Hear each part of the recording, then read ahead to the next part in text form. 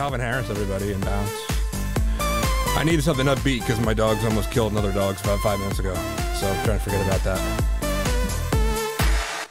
that. Yes, welcome to Friday, my lovelies. My name is Danny Akoski, Customer Success Manager. I do marketing stuff and a whole bunch of other stuff here at Trimarc Security, trimarcsecurity.com for all your AD, Azure AD, virtualization, ransomware, protection, assessment needs. We do so much stuff here at Trimarc. Check it all out on trimarcsecurity.com. Welcome to another Twitch happy hour. We have joining us the usual suspects: Brandon, Dev at Bad Code, our founder, CTO, CEO, and rocking that Kangol hat, by the way, Mr. Sean Pyrotech Metcalf. ... Pause for another intro. The great LitMoose joining us as our guest of honor today. Horse, Jake Hildreth. And we are live. I have the chat going, so feel free to weigh in on that. I can actually see it this time. I figured out what problem I was having last time, and we are good to go. Hello, everybody. How's everybody? Happy Friday. Howdy, happy Friday. Yay. My dog did not get in a fight with anyone, so, you know. And okay, so like this is of course I thought I had handled it. My neighbor has two lovely German shepherds, if you don't like, if you really massage the word lovely. And my dogs are idiots too. I'm not completely not at fault here. They bark at each other and they do the dog thing, except those break through my, albeit I had a very nice fence and that was like a kind of a temporary one. They break through it and whatever, and I had to deal with that. And then I also decided, hey, I'm going to change some stuff around in my office, and then I start to go live and realize I have my stupid tank top on. So it is a garbage fire, which actually works out really well because we're talking incident response with the queen of incident response, LitMoose. How are you, darling?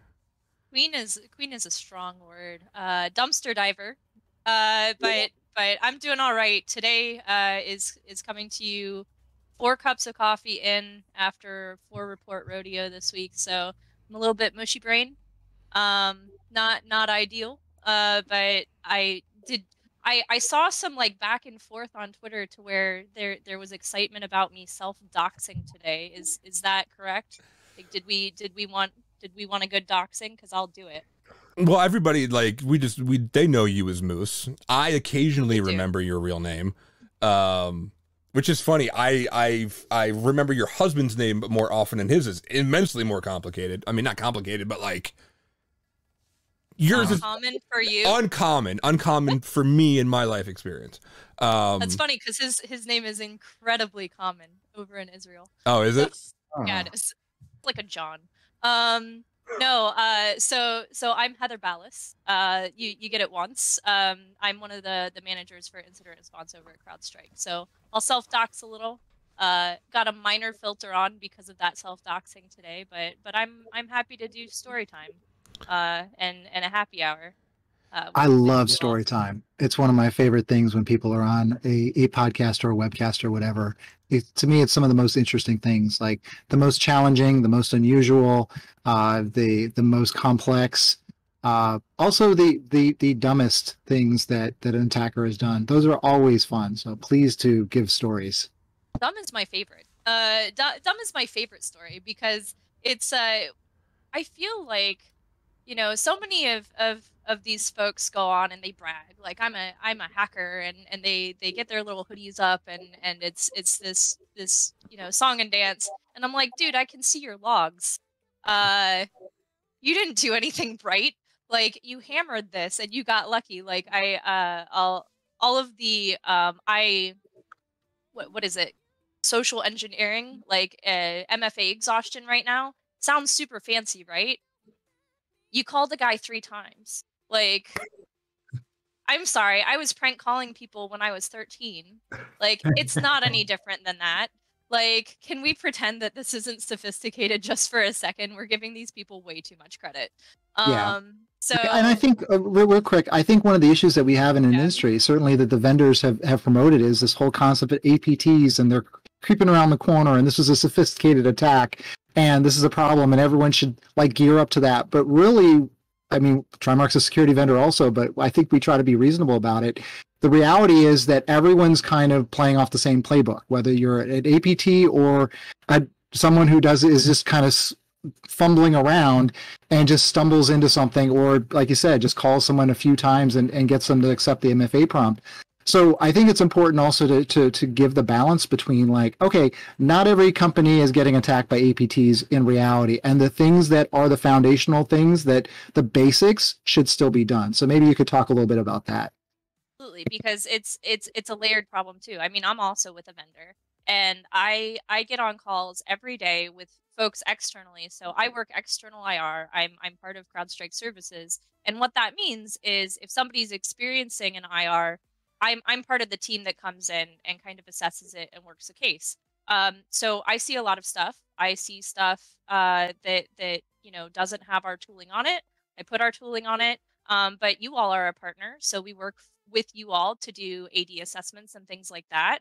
And it doesn't work without partnership, and it doesn't work without layers. And so I think part of all the FUD that's out there right now is, and this has been forever, right, is if you just do this one thing, you'll be better off. Or if you had just done this, it would have been fine. And that's just so not true, that there's always a layered, approach to this, where if you fail at one layer, what's the next layer that's going to catch it? And then if that layer fails, what's the next layer that's going to catch it? And making sure that you have those in place that are, creating visibility throughout. So like we talk MFA, well, great. Now we have BEC gangs, business email compromise gangs, who are circumventing like SMS. That's very popular, or going through third-party app. This is, we've known that there are these little holes places, but if you have logs, which is my favorite thing in the world, is logs, you'll have a good time. So making sure that you have MFA logs, they're creating alerts, that you have a dashboard, and that you have the right people looking at them. Because vendor companies, and so some of them do, some of them don't, like to say, well, if you just have this in place, you can put no tool in place without configuration. So you still have to configure it, right, for your environment. So that's another gotcha right there. And then you have to look at it from time to time, or pay somebody else to look at it. So who yeah. does that? Look at logs. I look at logs. My log does not judge. My log does not lie. This is produced by David Lynch today, everybody. Our log is right. She looks at logs all day. No, I joke about it, but one of our biggest headaches when I get a call in is everybody wants to know who's attacking me, and we can talk about why that does or doesn't matter, because I have thoughts and opinions. And then it's also, well, how did they get in? And I got to tell you, after going through for a couple of weeks with folks, one of the biggest heartaches is we can see everything, but you didn't have VPN logs.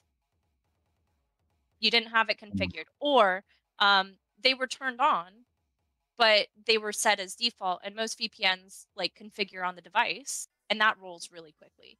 And so folks don't realize, depending on how noisy your environment is, you've got a ticking time bomb there as far as how often your VPN logs are rolling off. And with a lot of the VPN exploits that have happened over the past couple of years, especially with the uptick since COVID of those being hit, like people are only tracking auth logs, and then that rolls. Well, auth logs are only one kind of log on a VPN device. You have event logs on there, and that's actually where you're going to see the exploit, not in the auth log. So you actually have to put two and two together, and they're very important. And it's a quick fix if you just pipe it off to a network area storage device, and just either keep it there and then bonus points, because that will help somebody retroactively. You get more points if you have somebody looking at them daily, and like top gold star, you create alerting off of them. So, because every VPN device too, here's a good one. Almost all of them have a default like admin in the kernel that's just built in. You can Google that, and you can set alerting off. If I ever see this account, I want to know about it, because that's a bad day. So shout out to super admin on Sonic Wall. So I wrote a blog on it, and I'm gonna stick to that. But that's my hill I die on, as far as what folks can do that's easy, it's layerable, and it's not going to cost a lot of money. It's not a vendor tool. It's just layering that into what you already have. Same with like you all work with this a lot, and I know you're experts. I'm talking to your side now. AD, Azure, like having your cloud accounts that are admin that are not on-prem synced. I still see it where that's just such an easy vector. So it's a bunch of little things that it's like death by a million paper cuts. It's not any one given thing. So. One of the things that we've heard a lot is customers that are like, we ask them if they have logs configured or logging configured in their environment and flow it into a SIM or some sort of central logging system. And they're like, oh, well, we have EDR, so we just count on that to find anything. Can you talk a little bit about what EDR is for and the deltas between what you see in EDR logs versus what you can actually see in like Active Directory logs or other logs in the environment, and how that's helpful in an IR situation? Of all, they get a cookie for at least having something. So you get a cookie for having EDR and not AV. Cookies are delicious. So yes.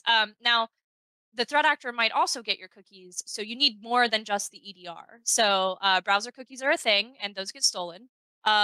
So that's something that you might want to watch out for. So there are other things you might want to look for. AD logs. So depending on the EDR, I am not here to be a shill. Depending on the EDR, they might say that, and they might have something that sits on top of AD. So like Falcon now has the identity module that will pull those logs, and it is single pane of glass, to be fair. However, but not everybody has that. And so there are other tools in place. And so like Microsoft has one. There's a couple of other companies that have them. Some people run Bloodhound regularly to look and see what's happening there. So my question to everybody is, okay, but do you have this visibility into Active Directory? Because if somebody compromises accounts, you've got Joe Schmo over there, Joe.Schmo, as part of sales and accounting, who somebody's just wearing his pants, and now you've got impossible logons. Your EDR is not necessarily going to track that if you don't have something on Active Directory, because that's your auth log. And then on top of that, you have a tool like Obsidian, because if you have OA in place, so if you're an Office, a Microsoft 365 user, you'll know you're not just looking at Active Directory, you're also looking at your O365 instance. So phishing is huge, not only as initial vector, but also just if somebody's trying to extort money off of you, fraud, those sort of campaigns still happen over in the O365 space. That's not necessarily an EDR. That's a different tool. So like you've got like an Obsidian or something like that that's sitting on top of that and tracking that. And then they have their own impossible travel, because if somebody's logging in through a web application, that's different than your on-prem or even your cloud. So there are different like parts that we've kind of helped ourselves by saying, hey, we have this cloud now, and we have containers, and we have stuff that's on-prem and stuff that's not. It's still just a computer managed by somebody else, and you still have to watch it. So it's knowing where it sits and where those logs are going. So I guess best advice is we play how we practice. So practice it and make sure you can see it. Because if you're not seeing a log, it means it's probably not there, not that nothing's happening. I absolutely love the play how you practice. That resonates with me pretty strongly. And so certainly from a logging perspective, I'll kick it over to Jake, who is the Active Directory Security Assessment Lead at Trimarc, and he's seen pretty much every report over the past year or so that is run through here. Jake, how good are Active Directory environments with their logging? Do I really have to answer that? I mean, you can give a general statement. We will just say I've never been happy with the logging in almost any environment.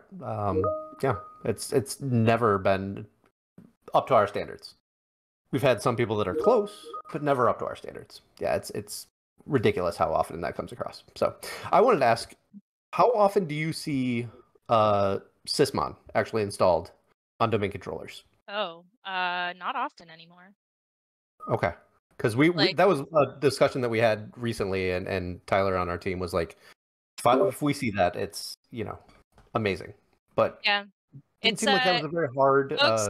lift. It's funny. Folks have gone. I feel like our industry goes in fads, and it depends on when the domain controller was built as to when I see it.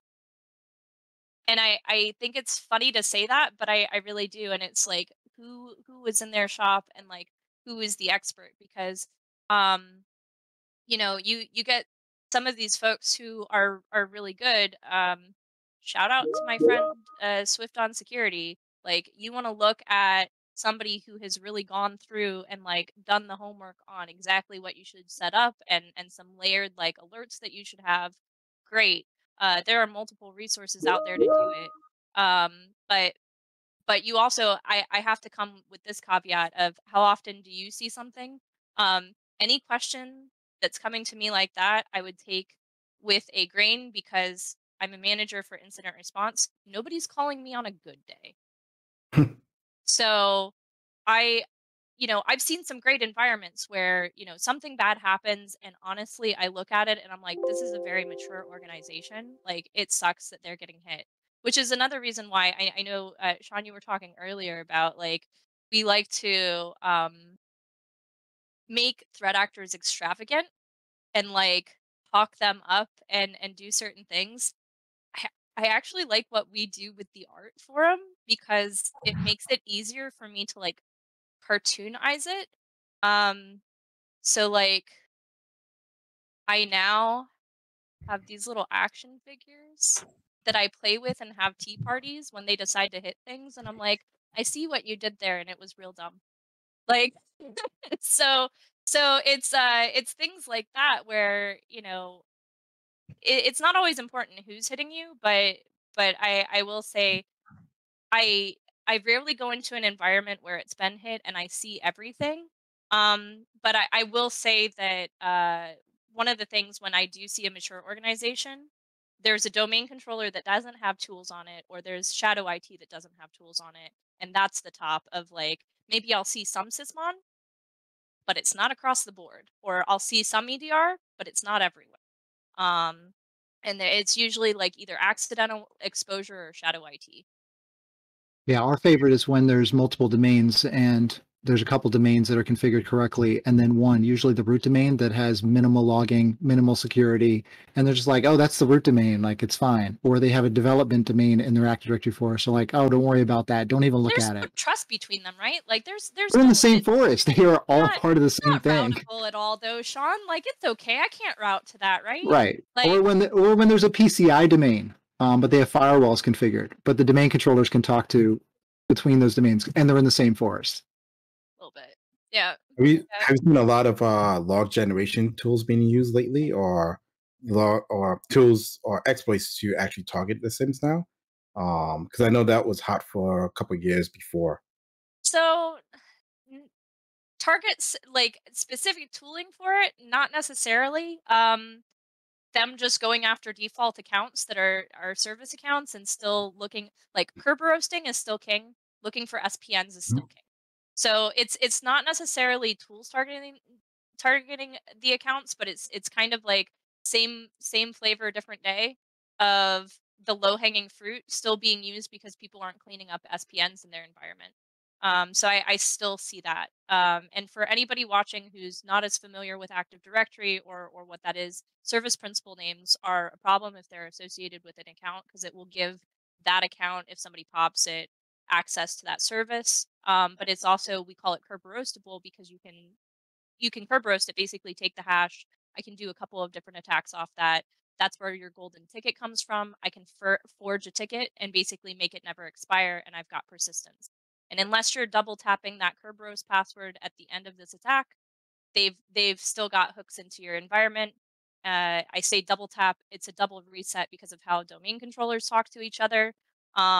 Because you have a cred and a cred cache in the background. Otherwise, domain controllers wouldn't work because they have to be cycling. So it's all a bunch of fancy talk, but I want to make sure, because I know you probably have viewers that haven't heard this before. And that is so important. And I rarely see people do that, even as a hygiene measure.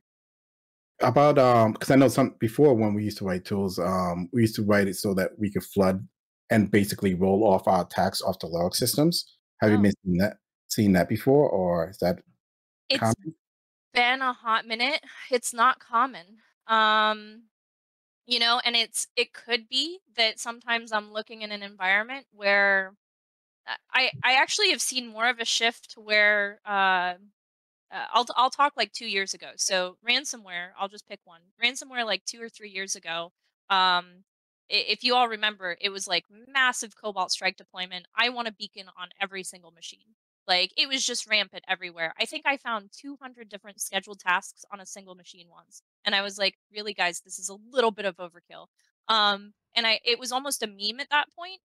I've seen a shift to where now I might get a single like C2 or like very obfuscated, low and slow, and then they're using the tools that they have in environments, and it's more like living off the land based attacks. I don't see stuff trying to make a lot of noise or necessarily diversionary tactics. If anything, I still see some state sponsored actors. If we're talking anti forensics, I still see time stomping. But that's more on that side, and again, like just covering tracks or like deleting web shells and creating a new one so that you can't tell what was done on the old one. So that's more of, I think, today what I'm seeing versus like a couple years back with the floods and kind of like, hey, look over here. And I did see a couple of actors used to do that when it came to like, I would get really suspicious when I'd see a bunch in Windows and they had a big Linux environment. I'm like, I don't like that. What are you doing over here? And I did. I used to find stuff in Linux where it was diversionary. Because there was noise over in Windows, and I'm like, you can't be that stupid. And they weren't. Like, I have to give credit. They weren't. They just thought I was. And to that, I have other words. Yeah, because I remember when I was writing code before, like WebSockets wasn't even being monitored for a lot of things. So WebSocket was an easy way to get stuff out. There was barely any logs, any firewall rules constructions. I'm glad you're on our team. That's all I gotta say. I'm glad you're on our team. He's a I don't want to degenerate. investigate you ever. I'm not convinced he's not a double agent. I'm not honestly. fully convinced he is on our team, honestly. Dev is 100% on our team, but he thinks evil, which is great because it enables us to have a really good offensive perspective. So that's why we both brought in sides. some red teamers. Yeah, but both sides of you got to know how to attack so you can defend it. Exactly. He's also got Red that, sharpens blue. that very cute, like cherubic face that fools a lot of people. Of like, oh, he looks innocent, which just raises all kinds of red flags for me. I got you to say I look cute though. I tell you, you're I just beautiful love all it. the time. Danny, he's been fishing for compliments for like the entire week. I told you guys that before the stream started. If by fishing you Hey. mean throwing dynamite into a pond, sure. Hey, you get a lot of fish that way. I'm just saying, it works. I'm going to put Brandon on the spot. Brandon, what's a finding or something you've seen interesting recently in an assessment that we performed in Active Directory that you want to ask LitMoose about if how that correlates to what attacker activity might look like? So I was going to ask. So first of all, I'll say the explanation on SBNs and Kerber roasting was probably better than the rest of us could have explained. So really good job on that. Thank you. You're too kind. I Well, no, doubt that it you is. couldn't have done it better. Like I doubt that. I know you guys. But thank you. But it's so that was well done. So I wanted to ask about, so that's like an easy win for an attacker. Other easy wins are going to be like credential stuffing or password spraying, which hopefully password policies and stuff are going to implement lockouts for that sort of thing. But one that I saw recently, which is another old throwback, is the sysvol and group policy preferences. Do you still see some of those ancient attacks being leveraged in these environments? Honestly, I haven't in a long time. And it's because if I get anything that's that old, I have, and this is probably this goes along the lines of what's the most painful thing you've seen recently. I just watched somebody take an entire AD server, and we had to talk not golden ticket, we had to talk about golden SAML. And what happens when you have to refederate your entire environment? So if I see something like that's that bad where somebody would use something older, like I have seen them just hit it with a sledgehammer instead. And it's a bad day. So that's probably the most painful I've seen recently, of just like, I walked in your front door and I didn't see anybody, so I took it. Yeah. And I think that explaining that one was kind of one of the most heart-wrenching things I had to do too, because like, look, anybody that gets hit by this, there's a lot of like, oh, you should have done this, and like it feels like a lot of blame that happens publicly. Nobody's perfect, and like it's not like these people asked to be attacked, right? Like there's still a criminal on the other end of this that's doing something really shitty. So just like seeing that and having to explain, like, here's the work you now have to do to actually do an eviction, because you have to assume they're still in your environment until you refederate everything. That's painful. So Yeah, because even if they take down one node and they're still in the system, they could just hop back on once it gets constituted. So yeah, and some people don't have the option of like, hey, take it down for a few days and then bring it back up. Like that's not feasible for every company, every industry, everything. So yeah. That reminds me of another thing that we just saw was an environment that just had glaring problems with it. Jake and I saw it recently, and their domain controllers they were new OS, they looked brand new. So it almost looked kind of like you were explaining, where somebody had been in and had stayed in.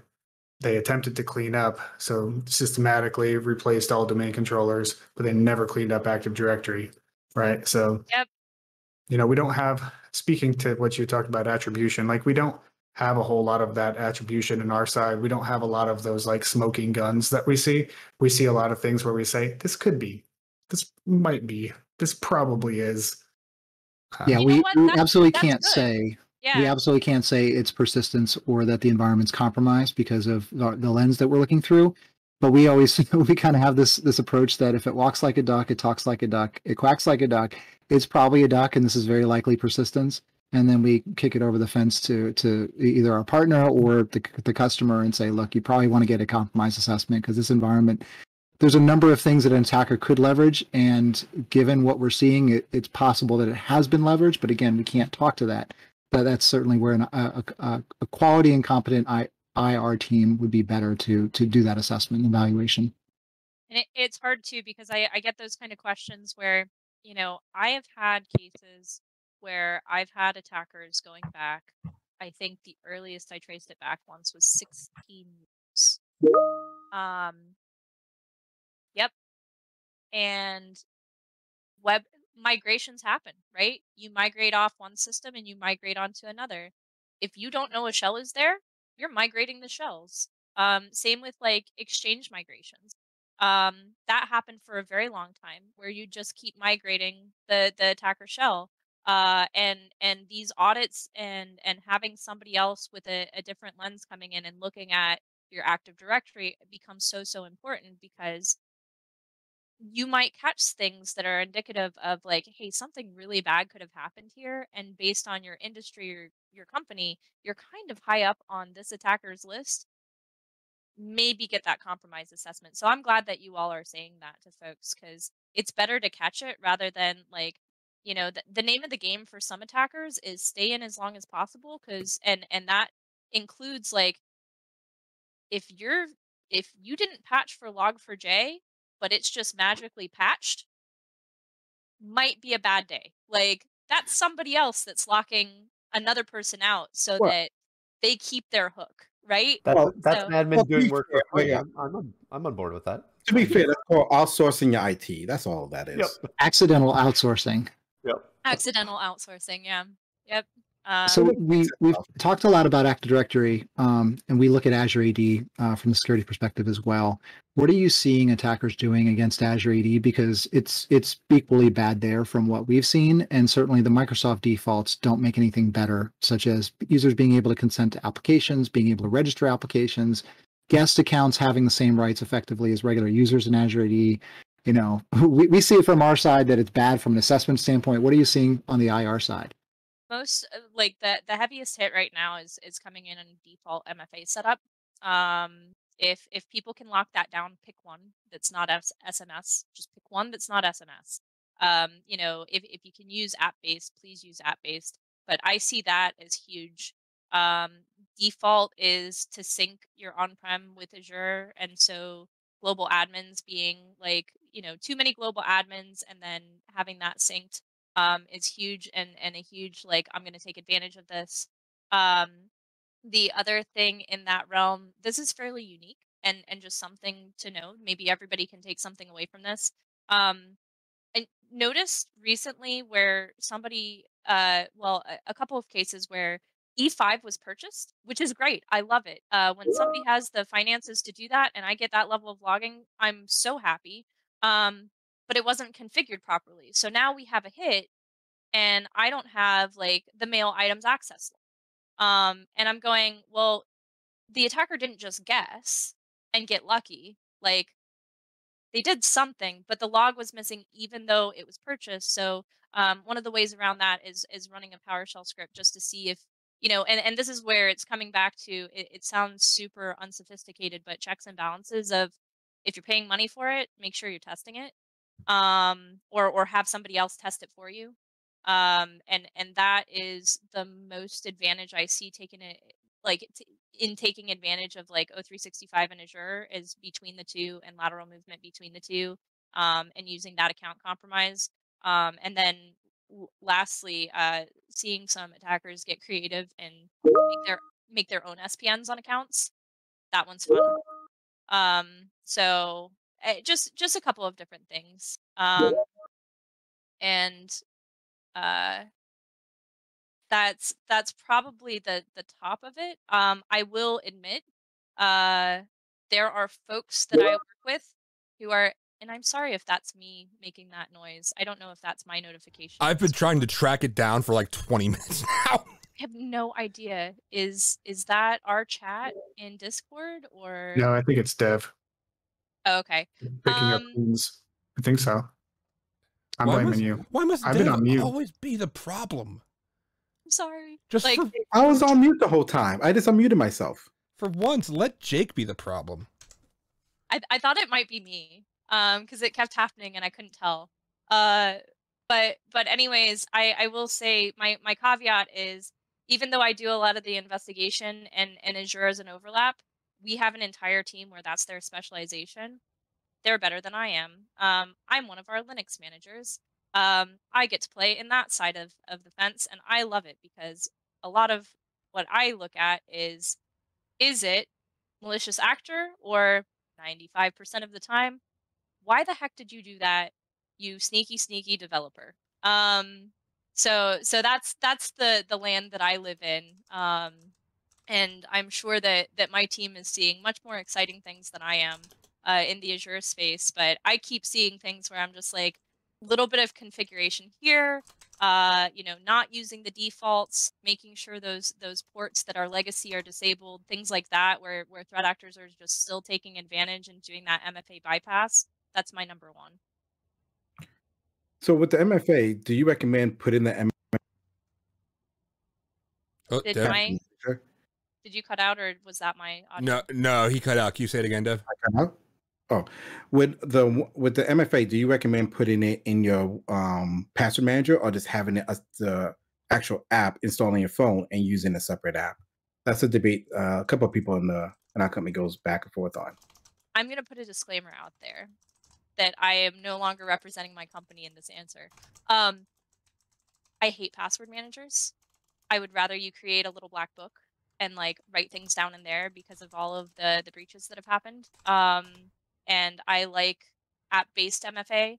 I also like, if you're technically proficient enough, I do not recommend rolling your own encryption, but encrypting something and creating a separate thing that is on a Linux computer that doesn't touch the internet, I might be that crazy. So that's a thing that I might do. I don't recommend it, but having a little black book is probably safer right now than anything else. And the reason I say that is because a ransomware actor isn't going to come to your door, break into your front window, and go steal your little black book. We met Tyler apparently. It's just speaking from like the customer aspect and just general user, it's so frustrating that we've spent so long trying to get people to like be more secure. So when we told them use password managers, right? Like people are always forever making fun of that meme that goes around, right? That would like, here's a password book and my grandmother bought this at the 5 and dime or whatever. Your grandmother was right. The grandmother was right. Well, she's dead, but somebody else's grandmother was right. Right? Like, although mine is also right because she checked out way before the chaos of the world. Anyway, that's another story. But like, and now we've spent all this time and like some of us have educated other people on how to use these password managers. And now we're going to be like, well, maybe not. I don't know. I have strong opinions, but it's more of a like control what you can and reduce your threat, reduce your digital footprint, because the less that can be accessed, the better. It's the same kind of concept of not syncing on-prem with Azure Cloud, right? Like for your AD. If you compromise one, can they get to the other? If it's synced, then they can. So like password manager, if something is compromised at that layer, I can't control that. If somebody breaks into my house, I know what's at risk. That's kind of where I stand on that one, and it's just I kind of follow that philosophy in everything. But it's along the lines too, principle of least privilege. Like always look at your AD groups, make sure that there's nothing nested. Like scrub. You know, kind of same thing, but with password managers. So why would you? I don't know. For me, it's like why would you trust that when it increases your footprint? So, but personal take, and I know a lot of people like them, so I'm sorry. It is better than a passwords.txt file on your desktop. So if you're doing password manager and not the file on your desktop, come a long way. Like, yay that. But my thing is, if you're doing a password manager, don't put your MFA inside of it, because if they compromise your password manager, then they compromise the whole gambit. Well, you're syncing at that point. Well, the other thing too is, it's all well and good, but like Redline, Vidar, Raccoon stealers, all of these browser cred stealers, like you can use managers all you want, but if you're doing the little helpful button of, hey Google, remember this for me, like also if you allow bring your own device at your company, have a bad time, stop. Like that's the only thing too, and I know it's so hard. So not shaming anybody, but the sooner if this helps anyone say, hey, I listened to somebody today and they said we shouldn't be doing this, like go forth and take it and get that scrubbed out of your environment, because that I see a lot of compromise coming from personal device. So have there been any maybe, but have there been any like breaches of things like programs like Authy or any of those MFA managers? Danny's asking for a friend. What do you know, LitMoose? I don't know what I know. You don't know. I know nothing. I know nothing. I assume. Actually, I can't remember what I had for breakfast because I probably didn't have breakfast. So that's I genuinely would have to like go digging and probably couldn't talk about it. I had a steak, egg, and cheese bagel. That sounds. I run on everything is broken. I think Luna in chat was like, "Isn't it exhausting that these are the same conversations from 20 years ago, from 10 years ago, from 5 years ago?" I tell everybody I take it personally if I ever have a repeat IR. So anything that I work on, I'm just like, okay, IR is 2 parts. Like, yes, we're gonna do a forensic investigation, but if it were just forensics, we would call it forensics. response is not only like it's going to be pain, like it's all pain, all of it is pain. It is a dumpster fire. It's figuring out what happened and then remediating as we go, and then at the end of it going, okay, all of these things need to be put in place so that this never happens again. Now that doesn't mean nothing will ever happen to you ever, because stuff happens, right? Security is hard, but if I could retire and farm goats, I would be so happy.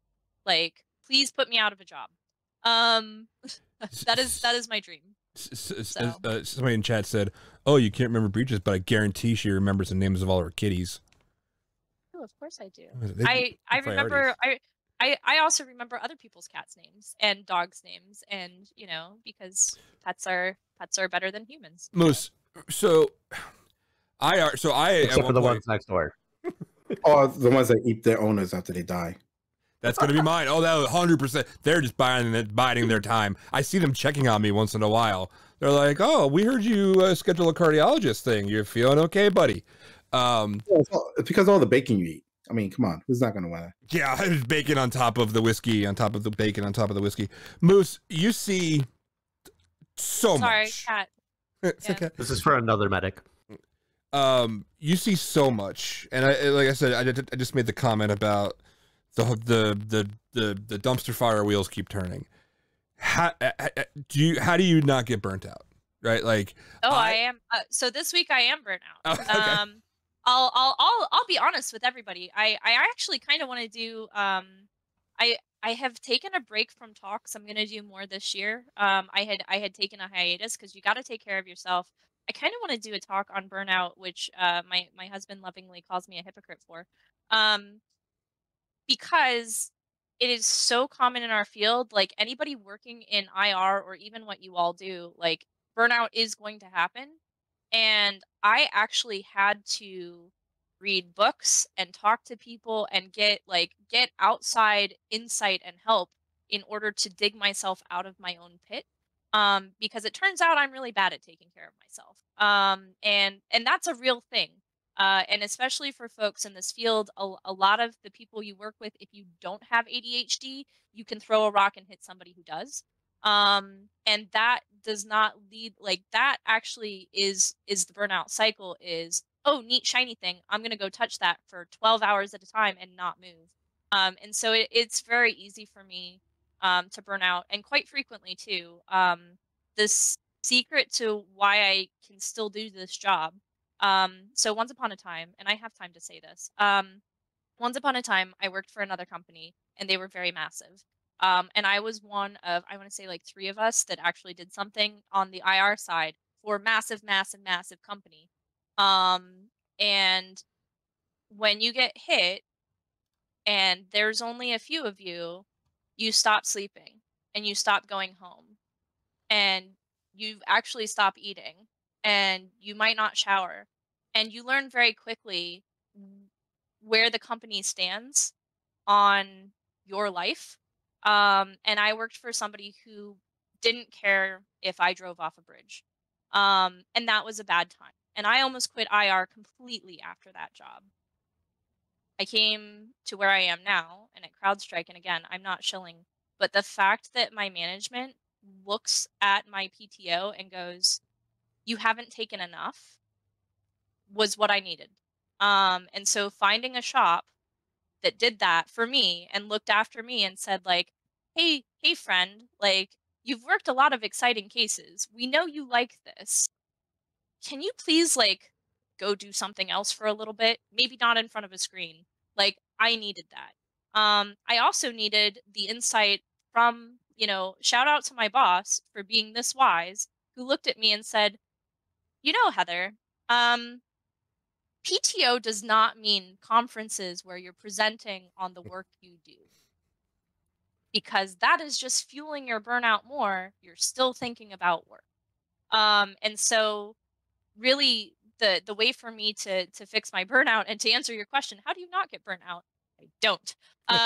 Is I still burn out, but I have folks looking after me at multiple layers who are not myself, because I'm my own worst enemy and I'm still working on it, of tapping me on the shoulder and saying, go into the middle of nowhere in the woods and do not look at intel, don't look at your screen.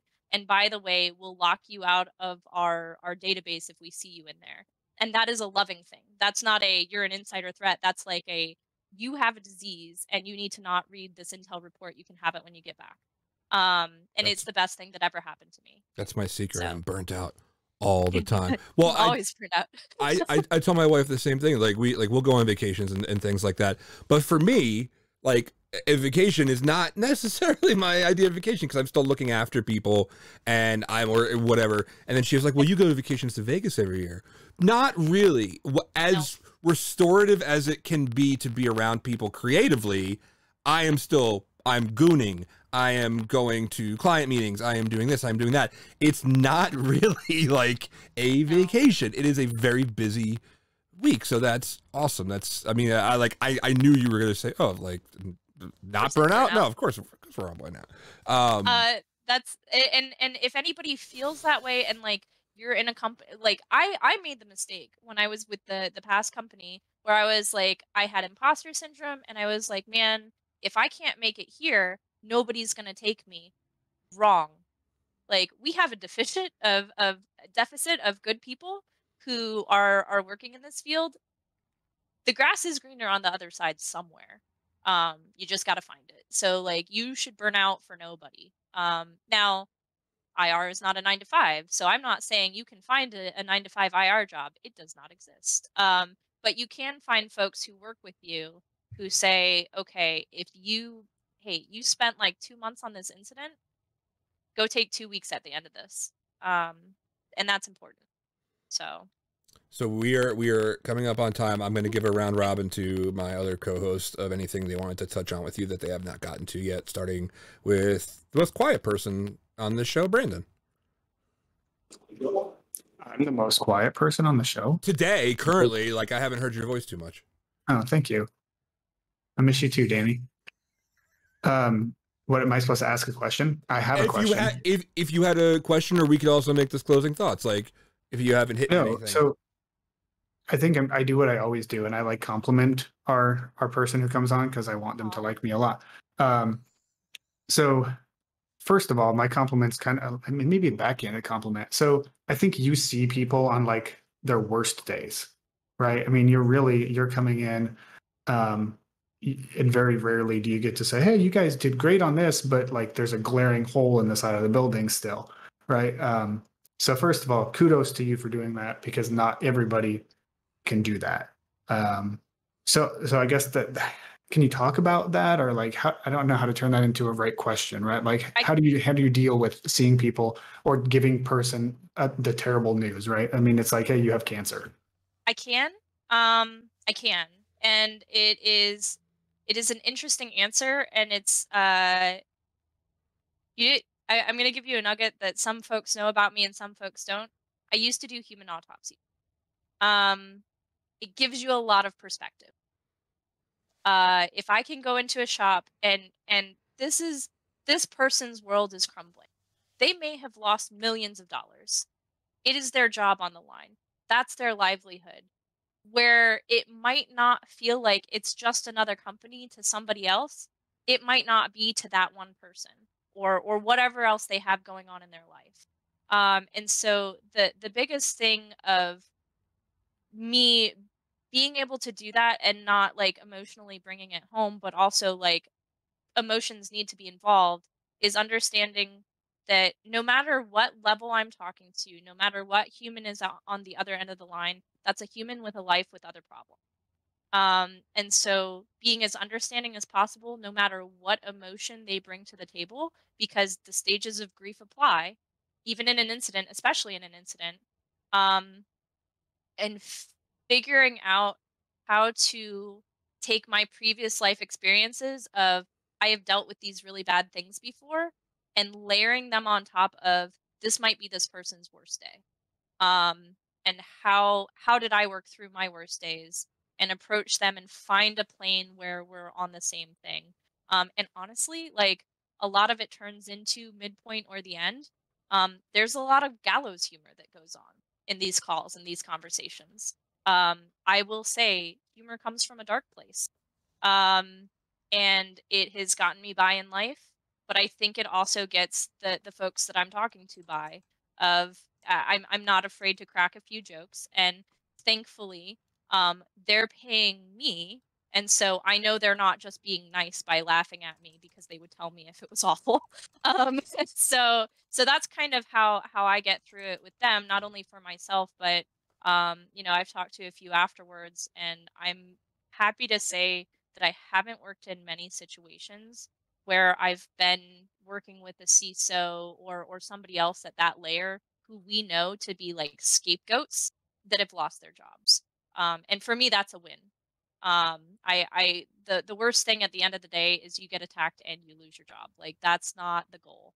So I'm glad that the industry is veering away from that a little bit, but we still need to do better.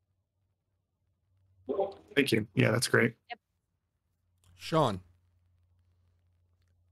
So I've worked a few incident responses breaches over the years as a subject matter expert, not as an incident responder, but just providing guidance, advice to the customer as well as the IR team for Active Directory and Azure AD. And one of the things that to me was probably the most difficult thing to wrap your head around is when leadership goes, okay, we're breached, the attackers actively exfiltrating data, shut them down.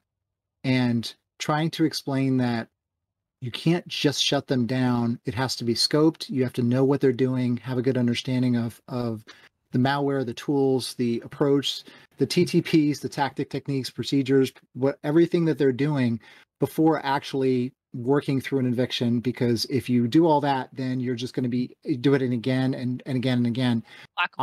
And of course, during this time, like you said, I mean, the folks that I saw were working 80, 100, 120 hours a week. The people that work there, so like the staff that was there already, and so the burnout for them is tough. So one of the things I typically recommend is do the proactive things, because breaches are not just expensive, but you lose some of your best people, and you also can lose reputation and everything else from the company.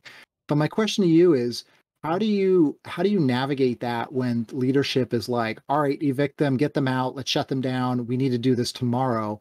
How do you balance that? Like, we got to fix this now with, okay, well, we really need to understand what's going on in the environment before we can actually decide what to action on. So I do two things, and I try and meet folks at a layer that is very tangible for it to be understood. Not that they can't understand the technical, but because it is a gut check reaction to shut things down. This is a marathon, not a sprint. I say that in every case. This is a marathon, not a sprint. If you sprint now, you're going to die later. So that's number one. Everything needs to be talked about before we do it. We can't play whack-a-mole, because if you play whack-a-mole with a sophisticated actor, they're going to pivot and you're not going to see it, and it's going to be harder to react to the next time. So you're just prolonging. So I go through that. The other thing is I say, stay on the phone with me while we create a plan, because if I let somebody go, they're just going to worry, and it's going to be a bad day for them. So I at least have to reel back in and say, okay, this is bad. We know it's bad. I'm okay containing this device. Like, I'm okay containing this. Like, we know this bad is happening here. We shouldn't just, you know, kind of let them get away with it necessarily if they don't know we're in there, or if they do know we're in there. Basically, you have tools in place. You can take some actions without saying you see them necessarily. But if you don't want to tip your hat of like, hey, we see you, and have them squirrel off somewhere else, I talk about it very much like, this is eviction day. You don't knock on your tenant's door and say, hey, by the way, like, sometime next week, I'm gonna need you to remove your things, because that's how you get trash bathrooms and tiles and full reno jobs. Like, you need to take it strategically, come with a plan, come with the people who need to enforce it, and like actually do it and scrub it all at once. Otherwise, you're going to have a bad time. So I take those analogies and I kind of layer them in place. But a lot of it is, I have a checklist of like, what is your threshold for what can you shut down, and what needs to have uptime. And I mirror like, okay, what actually can we do with this from an eviction standpoint, and then walking through the technical challenges of it, because if we don't know much about what the actor has done or where their persistence mechanisms are, The first thing we have to do is part of that eviction process is add visibility very quickly. And I have them test things like, okay, we need to make sure we know that tool deployment is going to go smoothly within this time window because this is when the eviction is going to happen. Hey, we see the attack coming from this area, like they operate during this time zone. We're doing it during our daytime. So things like that. Sorry, that's a long-winded answer, and I know we're No, kind it's of a going over great time, answer. but Yeah, it is layering it.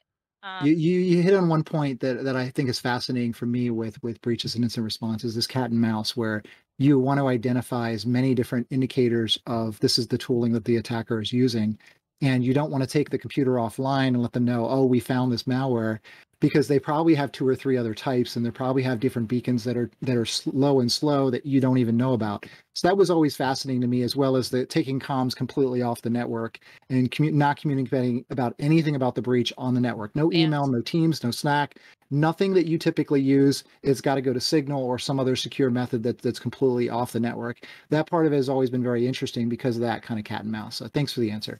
Oh, no worries. And thank you. It's a good question. The benefit I have that I get very spoiled with is I come with my own out of band, and as soon as you call me, you're using mine. So that's a good day. And by the way, I don't mind that we're going over because you're just delightful. So Oh, I'm fine. I'm free for a little bit. Jake, anything you wanted to touch on with LitMoose while she was here? I was gonna first ask. We're over time, so I didn't want to. I wanted to be respectful of your time. But before we started streaming, you mentioned something about MMA. I was wondering if you would. Yes, I can tell that story. I can tell that story. So we were talking before this started of like what's the most creative, like it wasn't an attacker but it looked like it recently. And I learned a little something about charging for pay-per-view in other countries. So one of the alerts that you can set up in multiple tools is impossible travel. So somebody who's logging in Tampa, Florida shouldn't be logging in over in London at the same time because there's no flight there's no instant teleportation device yet. And so seeing this, I was just like, really, attacks from the UK? Well, that's a weird place to set up a VPN if you're just gonna like attack anyway. Like, and it's not like attackers don't live there, but it's a little bit rare, for something like this. So I'm like, that might be a false positive. What are they doing on this device? And so started to pull like browser artifacts. Turns out that you can pay for MMA pay-per-view over in the UK cheaper than you can in the US. And I'm looking at this and I'm like, oh my God, every time there's a major fight, this guy's going on and like spinning up a droplet over in the UK and paying for the pay-per-view over in the UK instead of watching it over here. I was like, this is freaking brilliant. I was just like, it's not an attacker. And I also like, I feel bad getting this person in trouble, but like, stop doing BYOD in your environment. Like, where, or stop allowing certain things, like, and be like, hey mate, maybe just like, have another laptop. So yeah, that was a fun one. Did you get to actually speak to the perpetrator there and find out like what the cost difference was? Like that's what I'm curious about. Like, is it really that much cheaper? I looked it up. I looked up the service. Like I was just like, is this real? And it was almost like could have just gone like maybe an extra step and been like full pirate, but no, this person wanted to be as legal as possible and actually paid for a service over in the UK. And I was like, I'm surprised you didn't just pirate this, but like I guess kudos to you for finding out that it's cheaper. They're probably like, I'm not a monster. Yeah, I was like, we have standards. So it was just like the standard was using your work computer to pay for it over here instead of in the US, but he still paid for it. So I thought it was funny. So that was one of the more interesting false positives recently. Awesome. Dev, anything you wanted to touch on with LitMoose? Yeah, just one quick question. So with breach, like when you see a breach happen in a company, what is the standard turnaround time you see before that information either ends up in the dark or becomes like some breach data for sale on one of the popular sites out there? Oh, I'm going to disappoint you. It depends. Yeah, I know. I said common. Like, what's the trend you noticed? It depends.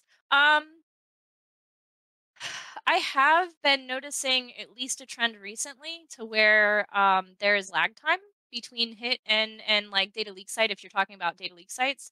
And honestly, it's been something that I've been thinking that's going to happen for a while, and it's to entice payment. Like, why use a card that you're holding in your hand and play it early when you can just like poke somebody and say like, if you pay me, maybe I won't mention you.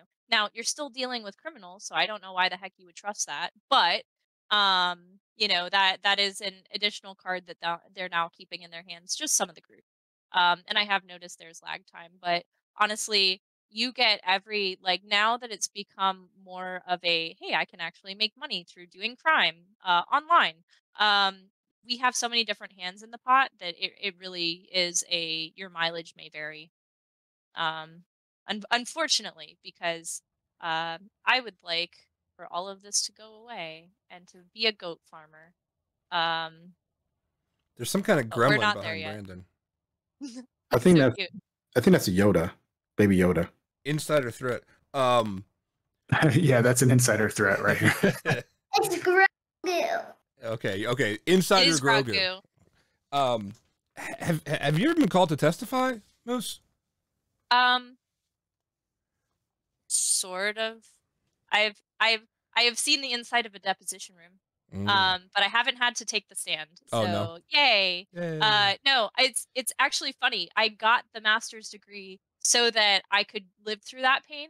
But then as a consultant, it's like if I just stay in this job, I don't have to necessarily. Like, it is less likely. And so I'm just like, wow, I found the silver lining of consultancy of like, maybe I'll just do this forever because there's nothing more painful than a deposition room or court. And I'm not saying it doesn't happen. All I'm saying lawyers. I've gotten very lucky. So I can, but I don't. Yeah, Um, lawyers are probably the scariest thing ever. I just had to go for like a traffic thing because somebody like hit and ran me, and the judge was the nicest person. And I didn't have to testify. I sat there for 5 seconds, and I was stressed out of my head. And that was like a little local magisterial, my office was bigger than the courtroom, and like I can't imagine having to do that. Well, I just don't own enough professional clothes. So like it would be a Oh, yeah. nightmare for me of like you have to go for more than one day. I'd be like, "Oh no." Can I wear Like one of my vendor swag t-shirts? this I'm not dressed professionally right now. I work from home. So this is what you get. So yeah, we've used up so much of your time already, Moose. Will you come back? Will you hang out with us again sometime? Absolutely. This was the highlight of my week. I'm not writing a report right now. So thank you all so much. You all are delightful, and I've met many of you in person. Some of you I haven't, but I know who you are. By the way, I told my son that you were coming on the show today, and he said to say hello. Oh, I miss him. Yeah. Tell him I said hi, and he's probably going to be taller than me soon. He's good. So. He's pretty big. He's getting there. Yep.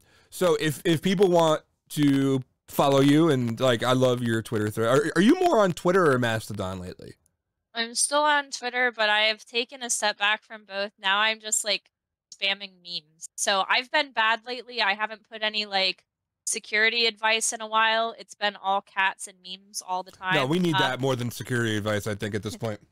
You can. I actually had a coworker say, "I can tell how burned out you are right now," and I'm just like, "Oh, By the ratio of okay." cats.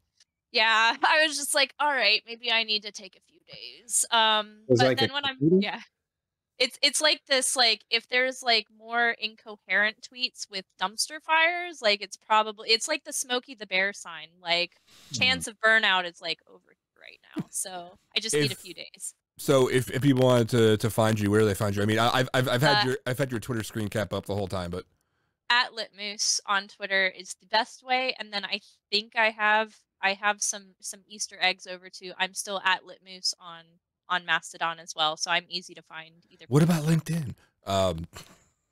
Yeah, exactly. Don't find me there. That's fair. Like I'm there, but don't come find me there. Don't find me there. Yeah, I'll ignore you for 3 months, and then I'll check it once in a while and go, oh right, I don't like this, or I'll forget my password and get super happy about it. Amen. Amen, sister. Like at Trimarc, I'm responsible for social media on Twitter and LinkedIn, and it has been crowbarring it into my brain to like forcibly go to LinkedIn and do things. I understand.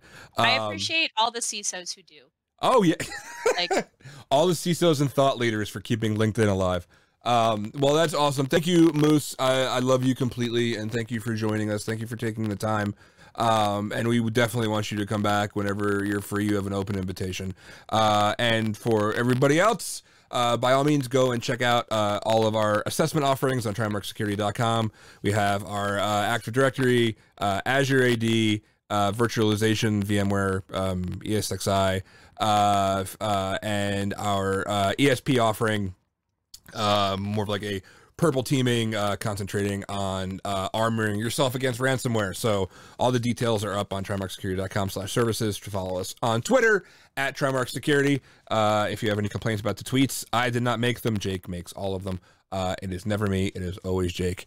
And of course, we're on LinkedIn. And oh, by the way, this episode will be uploaded to our YouTube, which is we're at Trimarc Security on YouTube for posterity. And if you just like the audio, maybe you're listening to the audio right now. That would be amazing. Please tell me that you're doing that. DM me on Twitter. It's on Spotify, Apple Podcasts, and Google Podcasts. And therein lies all the shilling that I have to do at the end of the episode. So thank you. We'll be back next Friday. I don't know who our guests will be yet, but it's going to be fun, I guarantee you. So thank you, everybody, all my co-hosts as normal, for joining us. And we will see you next Friday, 2 p.m. Eastern here on Twitch. Thank you, everybody.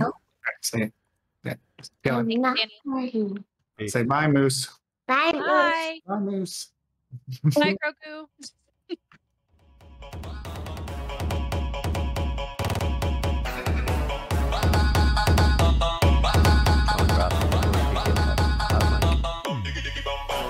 So we're talking now? I didn't think Yeah, we have to. This is what we whisper at the end. If Was that what happened? I yeah, thought it if, was still hot. Oh, we're hot. people know, Oh, it's hot. if people know that maybe they'll stay and like look for, it's got like the after credits of like a Marvel movie. Oh, use the final discount code to get I don't know where my cat went. 50% off your next Visa. The first, the first person to DM me that they're still listening gets a Trimarc challenge coin. Ooh. Of course, it's gonna be my coin that I have, because I'm not gonna ask Sean to give us one. Wait, let me DM you real quick.